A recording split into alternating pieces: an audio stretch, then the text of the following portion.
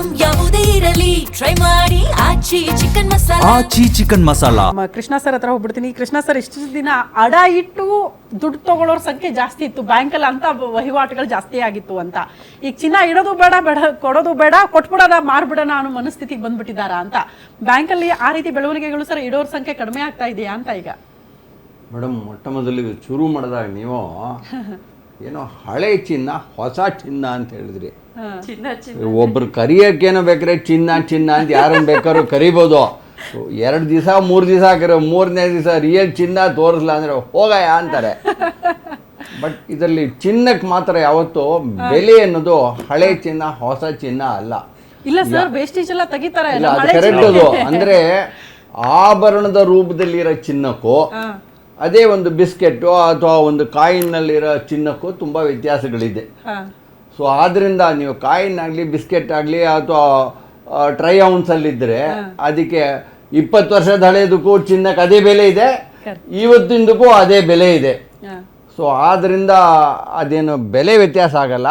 ಅದಲ್ಲದೆ ಇವಾಗ ಆಧುನಿಕ ಬಂದಮೇಲೆ ಈ ಟೆಕ್ನಾಲಜಿ ಹೆಂಗೆ ಚೇಂಜ್ ಆಗುತ್ತೋ ಆರ್ನಮೆಂಟಲ್ ಡಿಸೈನು ಚೇಂಜ್ ಆಗ್ತಾ ಇರುತ್ತೆ. ಅವ್ರಿಗೂ ಹಾಕ್ಕೊಂಡು ಅದನ್ನೇ ಬೇಜಾರು ಅಂತ ಇವಾಗ ಮೇಡಮ್ ಹೇಳ್ದಂಗೆ ಹೊಸದು ತಗೊಳ್ಳೋಣ. ಯಾಕಂದರೆ ಹಳೆಯದನ್ನು ಆಲ್ಟ್ರೇಷನ್ ಮಾಡ್ಕೊಳ್ಳೋಕೆ ಬದಲು ಹೊಸದು ತಗೊಂಡ್ರೆ ಇನ್ನೂ ಒಂದು ಚೆನ್ನಾಗಿ ಕಾಣುತ್ತಲ್ಲ, ಶೋಭೆಗೆ ಶೃಂಗಾರ ಅನ್ನೋದು ಅಂತ. ನಾನು ನೀವು ಶುರುಲಿ ಹೇಳಿದ ಯುದ್ಧ ಅಂತ ಹೇಳ್ಬಿಟ್ಟು ಅದ್ರ ಬಗ್ಗೆ ನಾನು ಹೇಳಲೇಬೇಕು.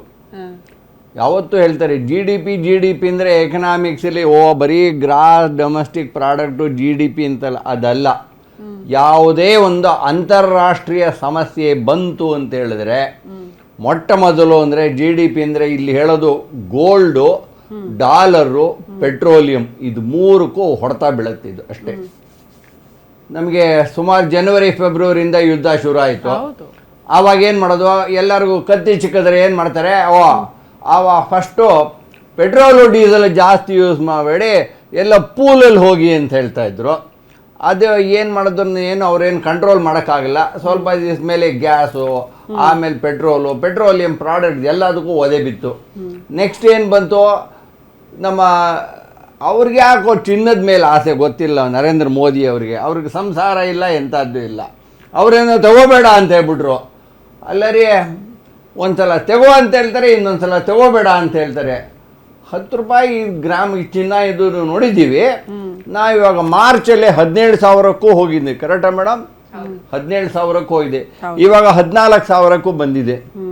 ಅಂದರೆ ಇದು ಏರುಪೇರು ಅಥವಾ ಏರಿಳಿತ ಅನ್ನೋದು ಅಂದ್ರೆ ಇಲ್ಲಿ ಪಾಪ ಇವ್ರ ಮುಂದೆ ನಾವು ಹೇಳೋದು ತಪ್ಪಾಗತ್ತೆ, ನಾನು ಹೇಳೋದು ಹೇಳ್ಬಿಡ್ಬೇಕು, ವಿಷಯ ಮಾತಾಡಬಹುದು. ಅಂದರೆ ಸಾರ್ವಜನಿಕರಿಗೆ ಗೊತ್ತಾಗಲೇಬೇಕು. ಈ ದಳ್ಳಾಳಿ ಅಂತ ಹೇಳ್ತಾರಲ್ಲ, ಬೆಳೆಯವನಿಗೂ ದುಡ್ಡು ಸಿಗಲ್ಲ, ಕೊನೆಯಲ್ಲಿ ಮಾರವನಿಗೂ ಸಿಗಲ್ಲ. ಇನ್ ಬಿಡಿಯವನ್ ಇರ್ತಾನಲ್ಲ, ಅವನು ಯಾವತ್ತೂ ಸೇಫ್ ಆಗಿ ಪದಾರ್ಥವನ್ನು ಕೊಂಡುಕೊಳ್ಳದೆ ಅವನು ಪ್ರಾಫಿಟ್ ಅಂತೂ ಮಾಡ್ತಾ ಇರ್ತಾನೆ. ಸೊ ಆದ್ದರಿಂದ ಇದೆಲ್ಲ ಟ್ರೆಂಡ್ ಅನ್ನೋದು ಈ ಬದಲಾವಣೆ ನಡೀತಾ ಇರುತ್ತೆ. ಇದು ಹಳೆ ಚಿನ್ನ ಮಾರೋದು ಅನ್ನೋದು ಸುಳ್ಳದು. But they want to have a new pattern of ornaments, jewellery, ಅದು ಇದು. ಆದ್ದರಿಂದ ಅದಲ್ಲೇ ಇನ್ನೊಂದೇನು, ಒಬ್ಬ ವ್ಯಾಪಾರಸ್ಥ ಆಗಲಿ ಒಬ್ಬ ಇಂಡಿವಿಜುವಲ್ಲು ಒಂದು ಪ್ರಿನ್ಸಿಪಲ್ ಏನಪ್ಪ, cell when it is high, by when it is low ಅಷ್ಟೇ. ಬೈ ಹೈ ಅಂದರೆ ಅದು ಲಾಸ್ ಆಗಿಬಿಡುತ್ತೆ. ಹೈ ಇದ್ದಾಗ ಮಾರಾಕ್ಬಿಡು, ತಿರುಗಿನೂ ಯಾವಾಗ ಯಾವ ಬಾಟಮ್ ಹೋಗುತ್ತೆ ಗೊತ್ತಿಲ್ಲ, ಅನುಮಾನ ಇದೆ. ಅದಕ್ಕೋಸ್ಕರ ಕೆಲವರೊಂದು ಮಾರ್ತಾ ಇದ್ದಾರೆ. ಇವರು ಮೇಡಮ್ ಹೇಳ್ದಂಗೆ ನಡೀತಾ ಇದೆ. ಬಟ್ ರವಿಕುಮಾರ್ ಸರ್, ಈಗ ಕೃಷ್ಣ ಸರ್ ಹೇಳ್ದಂಗೆ ಹೈ ಆದಾಗ ಮಾರಿದ್ರೆ ಸ್ವಲ್ಪ ಜಾಸ್ತಿ ರೇಟ್ ಸಿಗ್ತಾ ಇತ್ತು. ದಿಢೀರ್ ಅಂತ ಚಿನ್ನದ ರೇಟ್ ಕಡಿಮೆ ಆದಾಗ ಮಾರೋರ ಸಂಖ್ಯೆ ಜಾಸ್ತಿ ಆಗ್ಬಿಟ್ಟಿದೆ ಅಂತ ನಂಗೆ ವಂಡರ್ ಅನ್ಸಿದೆ. ಈಗ ರೇಟ್ ಕಡಿಮೆ ಅಲ್ವಾ ಸರ್? ನೋಡಿ, ಇದೇನಾಗಿದೆ ಅಂದರೆ ಇವಾಗ ಮುಂಚೆ ಚಿನ್ನ ಇದ್ದಿದ್ದು ಯೂಸರ್ಸ್ ಮಾರ್ಕೆಟ್. ಮಹಿಳೆಯರು ಬರ್ತಾ ಇದ್ರು, ಒಂದು ಮದುವೆ ಒಂದು ಸಮಾರಂಭ ಇದೆ ಅಂದರೆ ನಮ್ಗೆ ಏನು ಬೇಕೋ ಚಿನ್ನ ಅಷ್ಟೇ ತೊಗೊತಾ ಇದ್ರು. ಈ ಚಿನ್ನ ಯಾವಾಗ ಬೆಳೆಯೋಕ್ಕೆ ಶುರುವಾಯಿತು, ಈ ಯೂಟ್ಯೂಬಲ್ಲಿ ಎಕ್ಸ್ಪರ್ಟ್ಸ್ ಒಪಿನಿಯನ್ ಎಲ್ಲ ತೊಗೊಂಡಾಗ ಒಂದೊಂದ್ಸಲಿ ಈ 2025 ಮಾರ್ಕೆಟ್ ಯಾವಾಗ ಮೇಲಕ್ಕೆ ಹೋಗ್ತಾನೆ ಇತ್ತು, ಇದರಲ್ಲಿ ಇನ್ವೆಸ್ಟರ್ಸ್ ಬಂದು ಎಂಟ್ರಿ ಆದರು. ಅವ್ರಿಗೆ ಚಿನ್ನ ಬೇಕಾಗಿಲ್ಲ, ಅವ್ರು ದುಡ್ಡು ಮಾಡಬೇಕಷ್ಟೇ. ಚಿನ್ನ ತೊಗೊಂಡು ಇನ್ವೆಸ್ಟ್ ಮಾಡಿ ಅದ್ರ ಫಲ ತೊಗೊಬೇಕು ಅಂತ. ಇವರೇನು ಅಂದ್ಕೊಂಡ್ರು, ಇನ್ನು ಯುದ್ಧ ಬೇರೆ ಜಾಸ್ತಿ ಆಯಿತು, ಇನ್ನೂ ಬೆಳೆಯುತ್ತೆ ಅಂದ್ಕೊಂಡು ಅವ್ರಿಗೇನ ಪ್ರತಿಯೊಂದಕ್ಕೂ ಒಂದು ಲಿಮಿಟ್ ಇರುತ್ತೆ. ಆ ಒಂದು ಲಿಮಿಟ್ ದಾಟಿದ ಮೇಲೆ ಇವಾಗ ಮತ್ತೆ ಚಿನ್ನ ಕಮ್ಮಿ ಆಗ್ತಾ ಇದೆಯಲ್ಲ, ಇನ್ನು ನನ್ನ ಲಾಭನ ಯಾಕೆ ಕಮ್ಮಿ ಮಾಡ್ಕೊಬೇಕು ಅಂತ ಹೇಳಿ ಈ ಇನ್ವೆಸ್ಟರ್ಸ್ ಮಾರ್ತಾ ಇದ್ದಾರೆ. ನೀವು ಅನ್ಕೊಂಡಿರೋಂಗೆ ಯಾವ ಮಹಿಳೆಯರು 1 ಗ್ರಾಮ್ ಚಿನ್ನ ಕೊಡಲ್ಲ ಮನೆಯಿಂದ, ಯಾರು ಕೊಡಲ್ಲ. ಇನ್ನು ನನಗೆ ಬೇಕು ಅಂತಾರೆ, ಒಂದು ಬೆಟ್ಟ ಇದ್ರೂ ಒಂದು ಗುಟ್ಟ ಅಷ್ಟು ಬೇಕು ಅಂತಾರೆ, ಇನ್ನು ಯಾರು ಕಮ್ಮಿ ಬೇಕು ಅಂತ ಕೇಳಲ್ಲ. ಇದು ಬರೀ ಇನ್ವೆಸ್ಟರ್ಸ್ ಮಾಡ್ತಾ ಇದ್ದಾರೆ. ಇದು ಏನು ಅವ್ರ ಪ್ರಾಫಿಟ್ಟು ಇನ್ನು ಮುಂದಕ್ಕೆ ಇನ್ನೂ ಕಮ್ಮಿ ಆಗ್ಬೋದು. ಇವಾಗ ನಾನೇ ಆಗಲಿ ಯಾರಾದರೂ ಇನ್ವೆಸ್ಟ್ ಮಾಡಿದರೆ 15,000ದಲ್ಲಿ ತೊಗೊಂಡಿದ್ರೆ ಅಂದರೆ ಅವರು ಇವಾಗ ಆಲ್ರೆಡಿ 14 ಆಗೋಯ್ತು, ಅವ್ರಿಗೆ ಲಾಸ್ ಆಗುತ್ತೆ. 12,000 ತೊಗೊಂಡಿರೋರು 18,000 ತನಕ ವೆಯ್ಟ್ ಮಾಡಿದ್ರು, ಅವ್ರು ಮಾರಕ್ಕಾಗಿಲ್ಲ, ಇನ್ನೂ ಬೆಳೆಯುತ್ತೆ ಅಂತ ಆಸೆ ಇರುತ್ತಲ್ವ, ಅದು ಆ ಥರ ಕಾಯ್ತಾಯಿದ್ರು. ಇವಾಗ ಯಾವಾಗ 14,000 ಬಂತು, ಸಾಕಪ್ಪ ಅಟ್ಲೀಸ್ಟ್ ನನ್ನ ಬ್ಯಾಂಕ್ ಇಂಟ್ರೆಸ್ಟ್ ವರ್ಕೌಟ್ ಆಯಿತು, ನಾನು ಅದನ್ನು ಮೇಕಪ್ ಮಾಡ್ಕೊಬೇಕು ಅಂತ ಆ ಥರ ಇನ್ವೆಸ್ಟರ್ಸ್ ಮಾಡ್ತಾ ಇದ್ದಾರೆ. ನಮಗೆ ಗೊತ್ತಿರೋದ್ರಲ್ಲಿ ಯಾರು ಯೂಸಬಲ್ ಜ್ಯುವೆಲ್ರಿ ಯಾರು ಬಂದು ಮಾರಾಟ ಮಾಡಿಲ್ಲ, ನಮ್ಮ ಅಂಗಡಿಗಳಲ್ಲಿ ಯಾರೂ ಬಂದೂ ಇಲ್ಲ. ಈ ಥರ ನಾವು ಮಾರಬೇಕು, ನಮಗೆ ದುಡ್ಡು ಬೇಕು ಅಂತ ಬಂದಿಲ್ಲ. ಇನ್ವೆಸ್ಟರ್ಸ್ ಅವ್ರ ಜಾಬ್ ಏನು, ಇನ್ವೆಸ್ಟ್ ಮಾಡಬೇಕು, ಪ್ರಾಫಿಟ್ ತೊಗೊಬೇಕು. ಆ ರೀತಿ ಆದವರು ಪ್ರೆಷರ್, ಆ ಸೆಲ್ಲರ್ಸ್ ಜಾಸ್ತಿ ಆಗಿರೋದ್ರಿಂದ ಗೋಲ್ಡ್ ಅಂಡರ್ ಸೇಲ್ ಕೂಡ ಆಯಿತು. ನೋಡಿ, ಅಫಿಷಿಯಲ್ ರೇಟ್ಗಿಂತನೂ ಇನ್ನೂ 300 ರೂಪಾಯಿ ಕಮ್ಮಿ ಆಯಿತು. ಬೆಳ್ಳಿ ಅಫಿಷಿಯಲ್ ರೇಟ್ಗಿಂತನೂ ಇನ್ನೂ 10,000 ಕಮ್ಮಿಗೆ ಮಾರಕ್ಕೆ ರೆಡಿ ಇದ್ರು. ಆ ಥರ ಆ ಒಂದು ಕಾರಣದಿಂದ ಏನಾಯಿತು, ಚಿನ್ನ ಅಂಡರ್ ಸೇಲ್ ಆಗಿ ಕಮ್ಮಿ ಸೆಲ್ಲರ್ಸ್ ಮಾರ್ಕೆಟ್ ಆಗಿ ಡ್ರಾಪ್ ಆಗುತ್ತೆ. ಓಕೆ, ಎನಿವೆ ಮಾನ್ವಿತಾ ಅವರು ಈಗ ರೇಟ್ ಜಾಸ್ತಿ ಆದಾಗಂತೂ ಕೊಳ್ಳಕ್ಕಾಗಲಿಲ್ಲ. ಈಗ ತಗೊಳ್ಬೇಕು ಅಂತ ಏನಾದ್ರು ಪ್ಲಾನ್ಸು ಮತ್ತೆ ಜಾಸ್ತಿ ಹೆಣ್ಮಕ್ಳು ಏನಾದ್ರು ಮನ್ಸು ಮಾಡ್ತಾರಾ ಅಂತ ಕಡಿಮೆ ಆದಾಗ ರೇಟು? ಆಕ್ಚುಲಿ ಈ ತರ ಅಕ್ಷಯ ತೃತೀಯ ಸಮಯ ಏನಾದ್ರೂ ಕುಸಿದಿದ್ರೆ ತುಂಬಾ ಚೆನ್ನಾಗಿರೋದು. ಅವಾಗ ತಗೊಳಕ್ ಹೌದು, ಅವಾಗಲೇ ಉಲ್ಟಾ ಜಾಸ್ತಿ ತುಂಬಾ ಜಾಸ್ತಿ ಆಗೋಗಿತ್ತು. ಇಲ್ಲಿ ಬರೋಕ್ಕಿಂತ ಮುಂಚೆ ನಾನು ಕೆಲವೊಬ್ರು ಫ್ರೆಂಡ್ಸ್ ಹತ್ರನೂ ಮಾತಾಡ್ಕೊಂಡು ಬಂದೆ, ಮತ್ತೆ ನಮ್ಮ ಮನೆ ಕೆಲ್ಸಕ್ಕೆ ಬರ್ತಾರೆ, ಅವ್ರ ಹತ್ರನೂ ಮಾತಾಡಿದೆ, ನೀವೇನ್ ಮಾಡ್ತೀರಾ ಚಿನ್ನನ ಅಂತ. ಅವರು ನಾನು ಎಲ್ಲರೂ ಹೇಳಿದ್ದನ್ನು ಹೇಳ್ತೀನಿ, ನನಗ್ ಗೊತ್ತಿರ್ಲಿಲ್ಲ ಈ ತರ ಸೆಲ್ ಮಾಡ್ತಾ ಇದ್ದಾರೆ ಅಂತ. ಸುಮಾರು 1-1.5 ವಾರದ್ದು ಆ ಟೈಮ್ನಲ್ಲಿ ನನಗೆ ಗೊತ್ತಾಯ್ತು, ಕೊಡೋಂಗಿದ್ರೆ ಕೊಟ್ಬಿಡು, ಸ್ವಲ್ಪ ಕಡಿಮೆ ಆಗಿದೆ, ಏನಾದರೂ ಹೊಸದು ತೊಗೊಬೋದು ಅಂತ. ಎಲ್ಲರೂ ಏನು ಹೇಳಿದ್ರು ಅಂದರೆ, ನನ್ನ ಫ್ರೆಂಡ್ಸ್ ಎಲ್ಲ ಇವಾಗ ಸ್ವಲ್ಪ ಸರ್ ಹೇಳ್ದಂಗೆ ಬೆಲೆ ತುಂಬ ಏರಿತ್ತು, ಆವಾಗ ಇನ್ನೂ ಏರುತ್ತೆ ಅಂತ ಇಟ್ಕೊಂಡಿದ್ರು, ಸ್ವಲ್ಪ ಇನ್ನೂ ಏರಿದ್ರೆ ಪ್ರಾಫಿಟ್ ಕೊಡೋಣ ಅಂತ. ಸಡನ್ನಾಗಿ ಕಡಿಮೆ ಆಯ್ತಲ್ಲ, ಇನ್ನಷ್ಟು ಲಾಸ್ ಆಗಬಾರ್ದು ಅಂತ ಕೊಟ್ಟಿರೋದು. ಅದು ಆಕ್ಚುಲಿ ಕರೆಕ್ಟ್ ಇದೆ, ಪ್ರಾಫಿಟ್ಗೆ. ಅದೇ ಮುರಿದಿರುತ್ತಲ್ಲ ಸಣ್ಣ ಪುಟ್ಟ ಅಂತದನ್ನೆಲ್ಲ, ಅದನ್ನೇನು ಹಾಕೊಳ್ಳೋದಕ್ಕಾಗಲ್ಲ, ಇಡೋದಕ್ಕಾಗಲ್ಲ. ಅದೇನು ಇದು ಕೊಡೋದಿಲ್ಲ, ಏನಂತಾರೆ ಮೊಟ್ಟೆನೂ ಇಡೋದಿಲ್ಲ. ಏನ್ ಮಾಡೋದು? ಮತ್ತೆ ಎರಡನೇದು, ನನ್ನ ಹಸ್ಬೆಂಡ್ ಏನ್ ಹೇಳ್ತಾರೆ ಅಂತಂದ್ರೆ, ನಿನ್ಗೆ ಯಾವ್ದಾದ್ರು ಇಷ್ಟ ಇಲ್ಲ ಅಂತಾನೆ ಕೊಟ್ಬಿಡು, ಆ ದುಡ್ಡನ್ನ ತಗೊಂಡ್ಬಿಟ್ಟು ಅದೇನೋ ಗೋಲ್ಡ್ ಇನ್ವೆಸ್ಟ್ಮೆಂಟ್ ಮಾಡ್ತೀನಿ ಅಂತಾನು ಹೇಳಿದ್ರು. ನನ್ನ ಹಸ್ಬೆಂಡೇ ಹೇಳಿದ್ರು. ಸೊ ಅವ್ರಿಗೆ ನಾನು ಒಂದ್ಸಲಿ ಕೇಳಿದ್ದೆ ಯಾಕೆ ಹೀಗೆ ಅಂತ.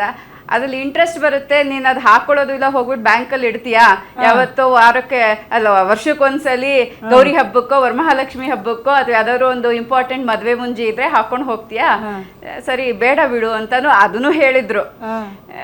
ಇನ್ನು ನನ್ನ ಫ್ರೆಂಡ್ ಒಬ್ರು ಹೇಳಿದ್ರು, ಈ ಡಿಸೈನ್ ಹೊಸ ಡಿಸೈನ್ ಇದೆಯಲ್ಲ ಮೇಡಮ್, ಇವಾಗ ಏನಾಗಿದೆ ಅಂತಂದ್ರೆ, ಮುಂಚೆ ಎಲ್ಲ ದಪ್ಪ ಚೈನ್ ತಗೊಂತಾ ಇದ್ವಿ, ಇವಾಗ ನಿಜವಾಗ್ಲೂ ಎಟಕ್ತಾ ಇಲ್ಲ. ಹೌದು, ಇವಾಗ ಏನಂದ್ರೆ ಡಬ್ಬಾಗಿರ್ಬೇಕು, ದೊಡ್ಡದಾಗಿ ಕಾಣ್ಬೇಕು.